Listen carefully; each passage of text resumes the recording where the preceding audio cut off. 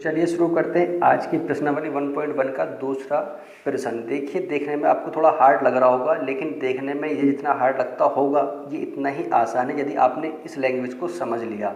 देखिए, मैंने इससे पहले इसकी बेसिक वीडियो बना रखी है, अगर वो नहीं देखी है तो उसको जाकर देख लें। मैंने लिंक डिस्क्रिप्शन में दे दिया है, नीचे प्लेलिस्ट में आपको पूरा मिल जाएगा, क्योंकि ये बात आपको जब भी अच्छी तरीके से समझ में आएगी, इसलिए मैंने आपको पहले बेसिक थोड़ा सा ज़्यादा बताया था। देखिए यहाँ क्या कह रहा है, ये कह रहा है दर्शाइए कोई भी धनात्मक विषम पूर्णांक। तो मैंने बता दिया धनात्मक कौन होती हैं, जो प्लस में आती हैं, और विषम पूर्णांक कौन सी होती है। विषम पूर्णांक मतलब इंटीजर, यानी हमारे क्या प्लस का 1 हो सकता है, प्लस का 3, प्लस का कैसा 7, यानी विषम का मतलब बोले तो हमारे पास ऑड नंबर्स हो गए। ठीक, अब क्या हो, वो किस रूप में, वो इसमें होंगी 6q + 1, 6q + 3, 6q + 5, यानी कि यहाँ पर हमारा 1 3 7, देखिए यहाँ पर तो 5 हमारे पास 1 है, 3 है, 5 है, 7 है, 9 है, तो हमारी विषम के रूप में चल रही है हमारी। तो हमारे क्या है, ये 1 3 5 हमारी विषम के रूप में आ रही है। और जहाँ बोला जहाँ क्यों कोई पूर्णांक है, अब पूर्णांक मैंने बताया पूर्णांक क्या चीज़ होती है, आपको अच्छी तरीके से समझ में आ गया। वह संख्या है जो प्लस माइनस दोनों में चलती है, वो हमारी क्या होती है, पूर्णांक होती है। अब देखिए हमें यूज़ क्या करना है, जब यूक्लिड्स का हमारा दिया हुआ है, तो यूक्लिड्स का मतलब A = BQ + R, ये हमारे पास क्या है, ये हमारे पास में यूक्लिड एल्गोरिथम थ्योरम्स है जिसका हमें यूज करना है। तो देखिए ध्यान से, यहाँ पर ध्यान से देखिए, यहाँ पे लिख रहा है हमारे पास 6q + 1। देखिए यदि मैं इससे तुलना यानी कंपेयरिंग करता हूँ, तो यहाँ पर ये क्यों से क्यों हो गया, ये हमारा क्या होगा, रिमाइंडर हो गया। ये क्या हो जाएगा हमारे पास में, b हो जाएगा, यानी मैंने क्या हुआ फिर b बराबर मान लिया, इसको मैंने 6 मान लिया। अब देखते हैं मैं रिमाइंडर के लिए r के लिए रख कर देखता हूँ कि r बराबर 0 से 1 2 3 4 जहाँ तक रख कर देखता हूँ कि क्या ये रखने पर ये पूरी बार यानी धनात्मक विषम बनता है या नहीं बनता है। तो चलिए मैं आपको इसको थोड़ा सा डिटेल से जो था बेसिक मैंने बता दिया, आपको सवाल को समझाता हूँ। तो देखिए मैंने मान लीजिए, ये मान लिया कि मान लीजिए कोई एक धनात्मक विषम पूर्णांक है, ठीक है, धनात्मक है और पूर्णांक है, और यहाँ पर a मान लिया मैंने कोई भी है, और तथा b बराबर 6। अब ये कैसे 6 है मैंने आपको बता दिया है। अब यहाँ पर बाई यूक्लिड्स एल्गोरिथम थ्योरम्स का यूज़ करा हमने, क्या करा, एल्गोरिथम यूज़ करते हैं। तो देखिए यहाँ पर कितना a बराबर 6q + R, जहाँ पर मतलब है कि जो हमारे पास q की वैल्यू होगी 0 से बड़ी या बराबर होगी। तो वही रूल्स हमारे पास b की वैल्यू हमारी क्या होती है, मैंने आपको फॉर्मूला इस तरीके से समझाया था कि हमारी r की वैल्यू क्या होती है, 0 और b के बीच में होती है या इसके बराबर, जब भी आती है वो इसी बीच में आएगी हमारी, इससे अलग नहीं आएगी। तो यहाँ पर b की जगह कितना हमारे पास 6, क्योंकि b की वैल्यू हमने कंपेयरिंग करके 6 मान ली थी, तो हमारे कितना यहाँ पर 6।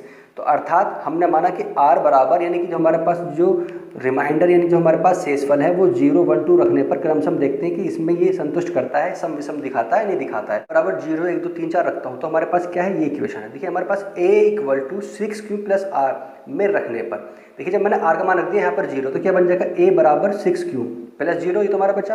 देखिए 6 से विभाज्य हो जाएगा, नहीं हो जाएगा, बिल्कुल हमारे 6 से, अगर अपॉन में 6 कर दूँ, बटे में 6 कर दूँ, तो 6 से 6 काटूँ कट जाएगा। तो यानी पूरी बार हमारे क्या है, डिवाइड हो सकता है। जो डिवाइड होता है वो क्या कहलाती है, हमारी सम संख्या कहलाती है। कैसी हमारी कहलाएगी, सम संख्या। इसी तरीके से मैंने यदि r का बराबर कितना रख दिया, 1 रख दिया, तो a = 6q + 1 जो 2 से विभाज्य नहीं है, अर्थात यदि हमारी जो कटती है तो जो सम होगी वो 2 से पूरी बार कटेगी, और जो नहीं होगी वो नहीं कटेगी। तो देखिए यदि मैं यहाँ पर q बराबर 1 रख दूँ, ऐसे समझिए, यदि मैं q बराबर 1 रख दूँ तो q बराबर 1 रखने पर क्या बन जाएगा हमारे पास, देखिए यहाँ पर 6 है और q का मान 1 रख दिया, +1 बटे कितना 2, तो कितना जाएगा हमारा 6 कम 6 और 1 7, 7 बटे 2, तो कट रहा है हमारा, डिवाइड हो रहा है, नहीं हो रहा, तो डिवाइड नहीं होगा, अर्थात 2 से विभाज्य नहीं है, और विभाज्य नहीं है तो हमारी कैसी है, विषम संख्या कहलाएगी।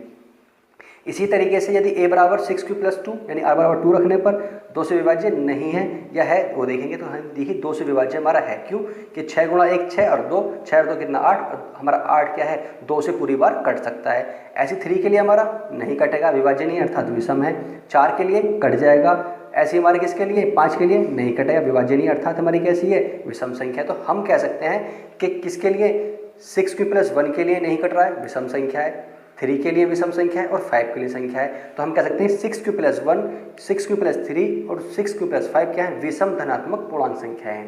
ये हमारा सवाल हो गया पूरा कंप्लीट, और बहुत ही सिंपल सवाल था। अब मैं आपको एक बात और बता दूं, आपको पूरा यही सवाल करना है, और यदि आपको बस एक लाइन चेंज कर दे, क्या कहते, यहाँ पर विषम धनात्मक पूर्णांक की जगह कहते सम धनात्मक पूर्णांक कहते, तो वहाँ क्या करेंगे हम। देखिए यदि यहाँ पर विषम बोल रहा है तो विषम कौन सी होती है हमारी, जहाँ 1 3 5 7 आती है, और और हमारे पास सम कैसी संख्या होती है, यानी हमारे इवन नंबर जिसमें 2 4 6 8 आते हैं। तो बस वहाँ कुछ नहीं करना, केवल टोटल ऐसे ही करना है। बस क्या कर देना है, यहाँ पर ये वाली संख्या ले लेनी है, क्या, जो हमारी सम होंगी। जो सम कौन सी हमारे पास 6³ + 2 और +4, ये वाली। ये जब करना है जब आपको सवाल में निकाले, पर हमसे निकलवा करा केवल विषम। तो विषम में हमारी कौन सी है, ये केवल ये 3 संख्याएं हमने इसको ले ली। तो मैंने ये बताया यदि आपको सम में आ जाए तो आप सम वाला भी बिल्कुल इसी तरीके से आसानी से कर सकते हैं। ठीक है, तो चलिए अगले सवाल पे चलते हैं। इसके तीसरा प्रश्न देखिए, ये कह रहा है कि 616 सदस्यों वाली हमारी एक सेना की टुकड़ी है जिसमें 52 सदस्यों वाले एक आर्मी बैंड को पीछे मार्च करना है और उसमें 2 समूह इस तरह बनाने हैं, हमारे स्तंभ बनाने के, वो पूरा अधिकतम कितनी संख्या होगी। देखिए हमारे जैसे आप इस कॉलेज में लाइनिंग लगाते हैं, रो लगाते हैं, देखिए खड़े हो जाते हैं इस तरीके से सीधा सीधा। तो जब खड़े होते हैं तो देखिए वो ही कहना चाह रहा है कि वो कितने में हमारे अधिकतम कितने हमारे स्तंभ बनेंगे, कितने हो, जिसमें 52 सदस्यों की परेड में कितने इतने सदस्यों वाली आर्मी बैंड के पीछे मार्च करना हो। तो क्या करेंगे, हमने मान लिया हमारे पास पहली टुकड़ी बनी कितने 100, हमारे पास पहली टुकड़ी में कितने जवान 616 हैं। अब दूसरी जो बैंड आर्मी बनानी है कितनी, हम जवान 32 है। तो हम क्या करेंगे, इस अगर ऐसा सवाल आ जाए तो केवल इसमें हम क्या यूक्लिड्स थ्योरम का यूज़ करेंगे। हमारे पास क्या A = BQ + R, और वही लगाएंगे जो हमने करा था फर्स्ट स्टेप, जो हमने सबसे पहले सवालों में निकाला था। तो हमने अधिकतम वाली संख्या यहाँ लिख ली 616 और जो दूसरी वाली हमने यहाँ लिख ली। अब कितने से हम मल्टीप्लाई करें, जो हमारा इसके बराबर या कम बैठे, या तो बराबर आ जाए या कम बैठे, ज़्यादा ना हो। तो हम इससे 19 से मल्टीप्लाई करेंगे, तब हमारा क्या होगा, इसके बराबर आएगा, यानी 600 हमारा 8 आएगा। जब 608 आएगा +8 हमारा क्या रिमाइंडर, तो हमारा 0 तो हुआ नहीं, यानी कि अर्थात रिमाइंडर 0 नहीं है। फिर क्या करेंगे, दोबारा फिर इसका स्टेप लगाएंगे, स्टेप सेकंड कितना, तो यहाँ पर जो कम वाली संख्या है और ज़्यादा वाली है इधर साइड में दोनों को ले लेंगे। तो यहाँ 32 = 8, नहीं मल्टीप्लाई 4 + 0।